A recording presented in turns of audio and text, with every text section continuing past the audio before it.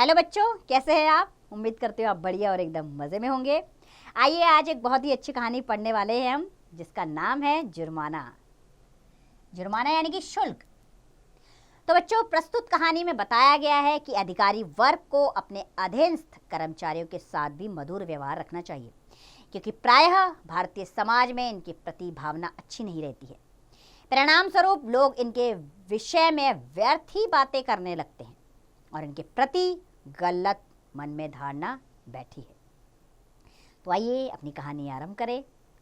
तो बच्चों, ऐसा शायद ही कोई महीना आता है कि अल्लाह रखी के वेतन से कुछ जुर्माना ना कट जाए। जुर्माना यानी कि कोई शुल्क, यानी कि कोई ऐसा काम ना कर दें जिससे उन पर जुर्माना लग जाए।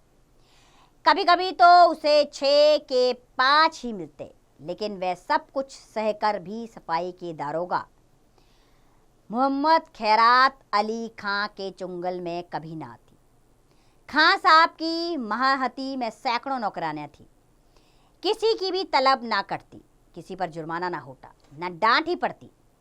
खान साहब नेक नाम थे, दयालु थे, मगर अल्लाह रखी उनके हाथों बराबर ताड़ना पाड़ती रहती थी, यानी कि उसे बराबर ताड़ना यानी कि बेइज्जती मिलती रहती थी।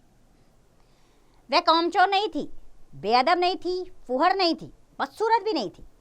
पहर रात को ठंड के दिनों में वह झाड़ू लेकर निकल जाती और 9 बजे तक एक चित यानी कि लगातार एक चित होकर सड़क पर झाड़ू लगाती रहती। फिर भी उस पर जुर्माना हो जाता। उसका पति हुसैनी भी अवसर पाकर उसका काम कर देता, लेकिन अल्लाह रखी की किस्मत में जुर्माना देना था। तलब का दिन औरों के लिए हंसने का होता था। तलब यानी कि तनख्वाह पाने का दिन सबके लिए हंसने का होता था, लेकिन अल्लाह रखी की किस्मत में जुर्माना देना था, लेकिन वो उस दिन जुर्माना भरती थी। तलब का दिन औरों के लिए हंसने का था, अल्लाह रखा के लिए रोने का। उस दिन उसका मन जैसे सूली पर टका रहता है, न जाने कितने पैसे कट जाएंगे। वह परीक्षा वाले छात्रों की तरह बार बार जुर्माना की रकम का तखमीना करती। उस दिन वह थककर जरा दम लेने के लिए बैठ गई थी। उसी वक्त दारोगा जी अपने इक्के पर आ रहे थे। इक्के यानी कि देखने आ रहे थे कि सब ठीक से काम कर रहे हैं कि नहीं, ये देखने के लिए वहाँ पर दारोगा जी आ रहे थे। वह कितना कहती रहती, हुजूर वाली मैं फिर काम करूँगी, लेकिन उन्होंने एक ना सुनी थी। अपनी किताब में उसका नाम नोट कर लिया था। उसके कई दिन बाद फिर ऐसा ही हुआ। वह हलवाई से एक पैसे के सेवड़े लेकर खा रही थी। उसी वक्त दरोगा ना जाने किधर से निकल पड़ा था और फिर उसका नाम लिखा गया था। ना जाने कहाँ छिपा रहता है, जरा भी सुस्ताने की भूत की तरह आकर खड़ा हो जाता है।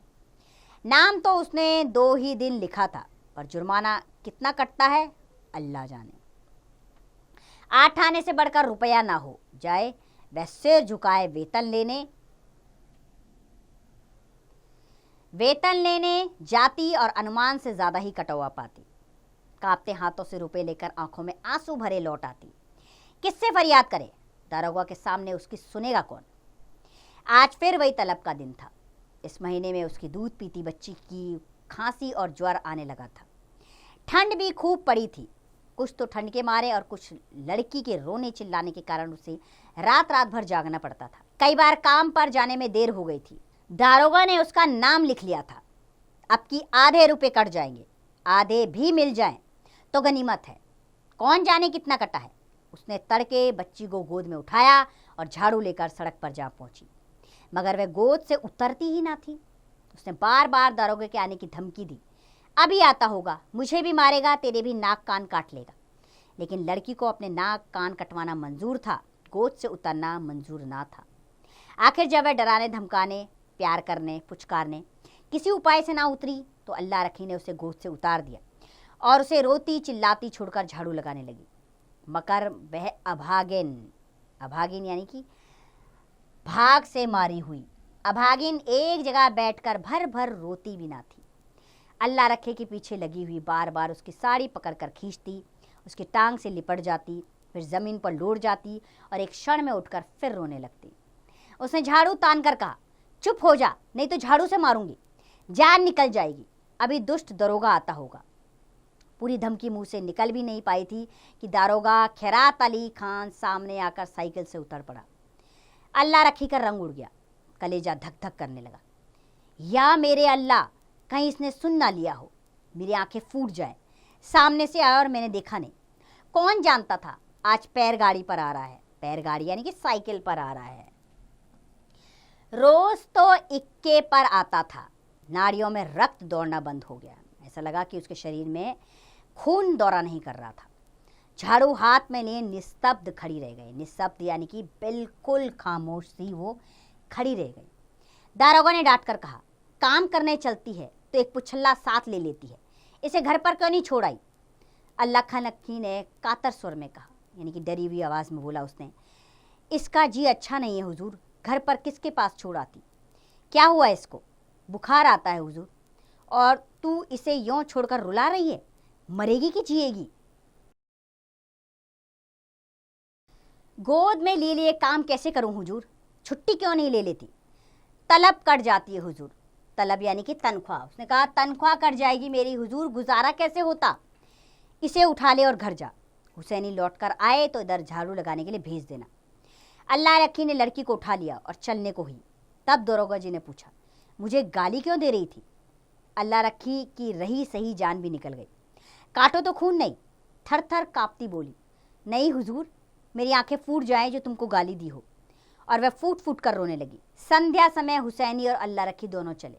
अल्लाह रखी बहुत उदास थी। हुसैनी ने सांत्वना दी, तू इतना उदास क्यों है? तलब ही कटेगी ना, कटने दे। अब की से तेरी जान की कसम खाता हूँ, एक घूंट दाढ़ी या दारू नहीं पीऊंगा। मैं डरती हूँ बर्खास्त न कर दे। बर्खास्त यानी कि कहीं वो मुझे नौकरी से न निकाल दे। ये अल्लाह रखे ने कहा। मेरी जीभ जल जाए, कहाँ से कहाँ बर्खास्त कर देगा। कर दे, उसका अल्लाह भरा करे। कहाँ तक रोएं? तुम मुझे नाहक लिए चलते हो, सब की सब हंसेंगी। बर्खास्त करेगा तो पूछूंगा नहीं कि किस इल्ज़ाम पर बर्खास्त करते हो। गाली देते किसने सुना? कोई अधेर है जिसे चाहे बर्खास्त कर दे, और जो कहीं सुनवाई ना हो तो पंचों से फरियाद करूंगा, चौधरी के दरवाजे पर सिर पटक दूंगा। ऐसी एकता होती तो दारोगा इतना जरिमाना करने पाता? जितना बड़ा रोग होता है उतनी बड़ी दवा होती है पगली। फिर भी अल्लाह रखी का मन शांत ना हुआ। मुख पर विषाद का धुआं सा छाया हुआ था। दारोगा क्यों गाली सुनकर भी बिगड़ा नहीं। उसी वक्त उसे क्यों नहीं बर्खास्त कर दिया, यह उसकी समझ में नहीं आता था। वह कुछ दयालु भी मालूम होता था। उसका रहस्य वह नहीं समझ पाती थी। और जो चीज़ हमारी समझ में नहीं आती उससे हम डरते हैं। केवल जुर्माना करना होता तो उसने किताब पर उसका नाम लिखा होता। उसको निकाल बाहर करने का निश्चय कर चुका होता है। तभी दयालु हो गया था। उसने सुना था कि जिन्हें फांसी दी जाती है उन्हें अंत समय खूब पूरी मिठाई खिलाई जाती है। जिससे मिलना चाहे उससे मिलने दिया जाता है। निश्चय बर्खास्त करेगा। म्यूनसिपैलिटी का दफ्तर आ गया। हजारों सफाई करने वाली जमा थी। रंग बिरंगे कपड़े पहने, बनाव श्रृंगार किए। पान सिगरेट भी आ गए थे, खोचे वाले भी। पठानों का एक दल भी आसमानियों के रुपए वसूलने करने आ पहुंचा था।